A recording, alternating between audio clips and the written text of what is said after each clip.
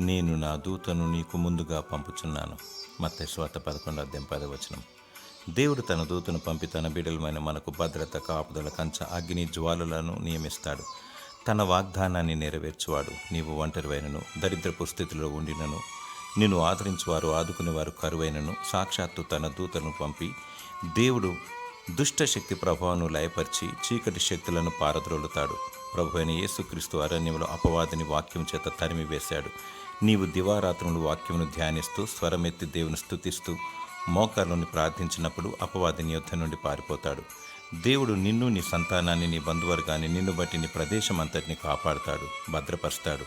నీ పిల్లలను గూర్చి జాగ్రత్త వహించు. వారి కాపుదల నిమిత్తమై కన్నీటితో ప్రార్థించు. వారికి జీవవాక్కును నేర్పించు, దాని నుండి తొలగిపోరు. నా బిడ్డలకు ధైర్యం గల ఆత్మ నిమ్మని ప్రార్థించు. వారి ఆత్మీయ జీవితం బలపడలాగిన ప్రార్థించు. దేవుడు నిత్యము నిన్ను, నీ కుటుంబాన్ని కంచవేసి కాపాడునుగాక. ఆమెన్.